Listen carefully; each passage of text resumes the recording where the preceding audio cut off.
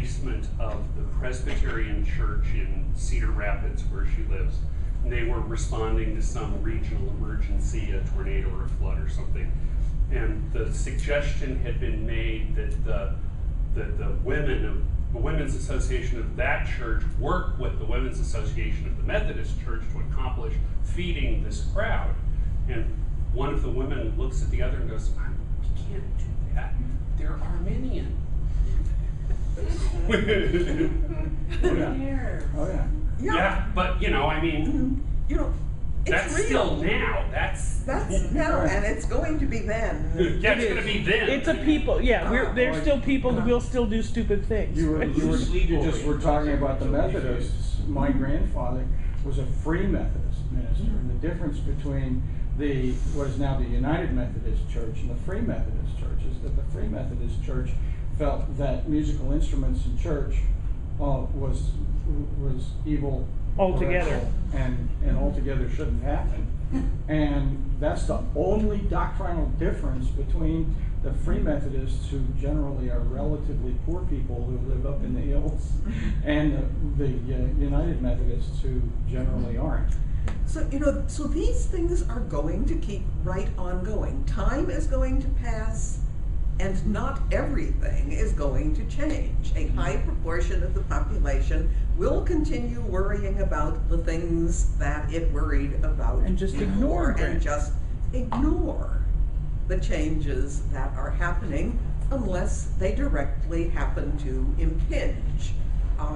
They may go right on squabbling until the surveyors for the railroad right-of-way come in their immediate vicinity, at which point, all of a sudden, the changes introduced will become of immediate and crucial interest. And they will band together and picket the railroad. Yes, they really will. Yes. And they will write eternal petitions. Yes. and letters to the editor. And letters to the editor. And how dare they put it on this side of the valley when obviously. Yeah. Yes. I've tried many times to sort of clue people in on this kind of thing, just with asides that I write in the various stories. But if you've gotten to the latest Ring of Fire book, 3. Ring of Fire 3, my story sets up why Duke Bernhard of Saxe-Weimar is going to marry Claudia de Medici, the regent of Tyrol. And then the novella I've done for The Wars on the Rhine, which will be coming out sometime next year, goes into the marriage of this odd couple who have been brought together, as one of their advisors says, by a strong appreciation of the value of Swabian real estate. And nothing else. And nothing else. He's Lutheran. She's Catholic. He's poorly educated. She's cultural. She's going to discover what his taste in music is and say, rather unhappily, I guess introducing opera to Besançon has just dropped to the bottom of my list of priorities. Better to use country western. Actually, what she discovers is that somebody has sent Bernhard a new hymnal, which includes the hymns that Paul Gerhardt would have written up through the 1650s, and which now are already available, so Paul Gerhardt can write something else. And Bernhard looks at one of them and says, 15 verses. Now that's what I call a hymn with meat on his bones. Oh no! And on and on. And Yes. Oh my. He says, I can appreciate this sentiment. And when I pray, my foes before me fly. If only it were that easy. But, want okay, feedback so to you've this. been talking about that, and I know that we've taken you down these paths so many times and asked you some of these questions so many times. But in terms of the subject of today's, in terms of the title of this, the time past and the past,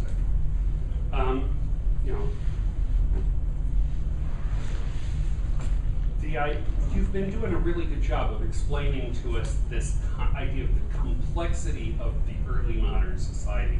That there's the remnants of the feudalism, that there's the remnants of of divine rights of kings and all of that, and these scattered little pieces of land because everybody inherited these little scattered pieces, and the interbreeding and crossbreeding has resulted in bizarre little boundaries, and so we've got this complexity, and simplicity is a long ways away. Okay, so the complexity had to take a long time to get there. I mean, there had to be the transition from what we think of as medieval times, this Dark Ages. this compression of history, that there's especially for Americans, that there's the Civil War, and then there's the Revolutionary War, and then at some point there was the Renaissance and the plagues, and maybe the Romans, and everything kind of gets squished together. So when we're talking about the 17th century, the transition to getting to this level of complexity, when people are thinking about that simpler stuff, how many centuries are we talking about? Transition. Well, let's go back to the word Renaissance, What a cool which word. is a really slippery Right. concept. Especially depending on what country or what area Yeah, you're that's what we're going to. Because when we're saying how long did the transition take, Right. when we talk about Renaissance in Italy, we start talking about it, if we are sensible and do not want to interpret Dante Alighieri as having been a Renaissance man, if we take a reasonable interpretation of the Renaissance, He was Were you on, ever a college professor or something? he was on drugs. He was on drugs. the real Renaissance in Italy involving a revival of classical humanism, not only reading the literature, but adopting many of its Platitudes. values and producing new art and literature intended to be modeled upon it, roughly starts in the middle of the 14th century. 1300s, 1350s. Middle 1300s. So 300 years 300 before years now. early.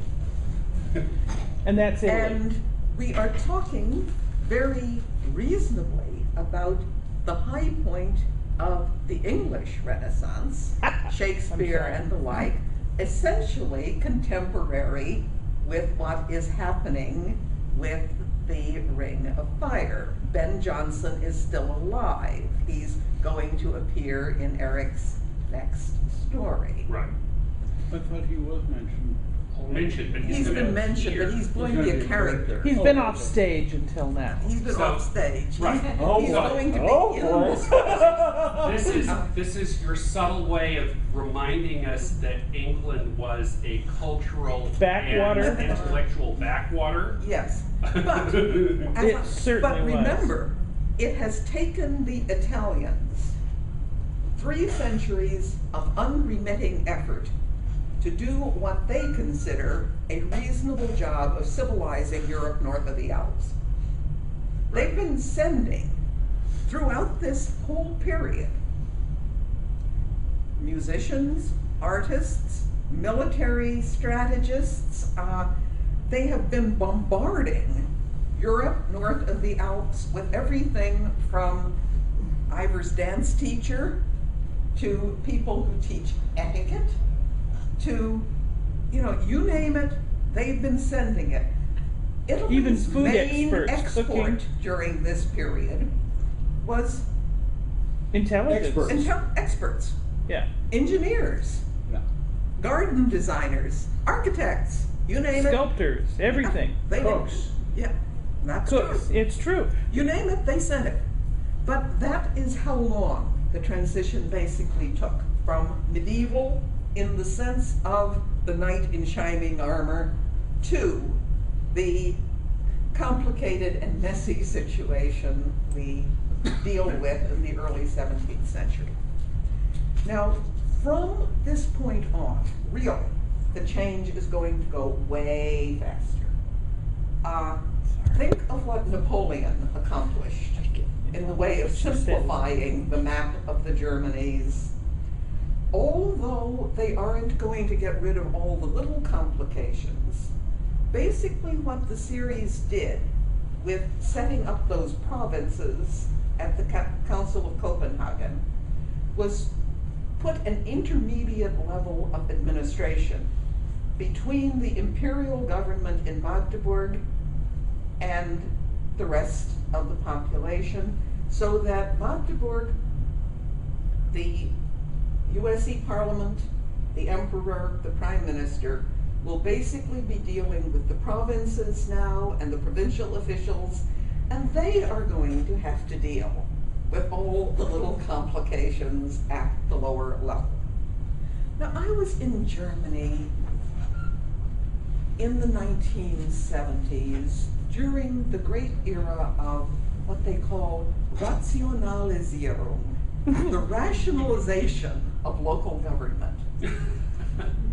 This can best be compared in this country to the process of consolidating rural school districts in the 50s and 60s. Mhm.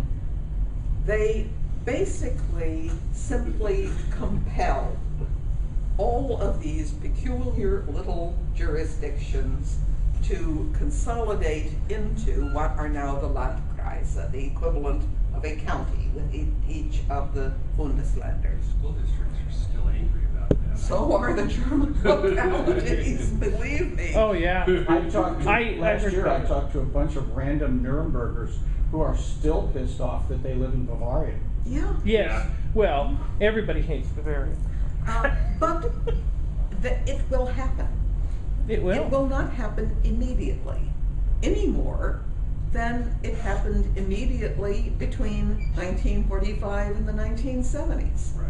It took that long for the German Bundesländer to get things organized to the point that they could force Rationalisierung on the lower level entities. Well, and now they have the whole new joy of East Germany being reabsorbed. Yes, And that's That's a whole different. that's a whole Nightmare. different issue. Oh. So, but what you're But what I'm saying saying is, is Yeah. it's going to take, probably, it's going to happen a lot faster than it did in our world. right, It's going to happen in the 1660s, not in the 1970s. right, But it's not going to happen in 1636. right. And looking backwards, getting to where we are now in that early modern, as you said, the Italians spent 300 years sending cultural emissaries north to try to, But they didn't have dirigibles.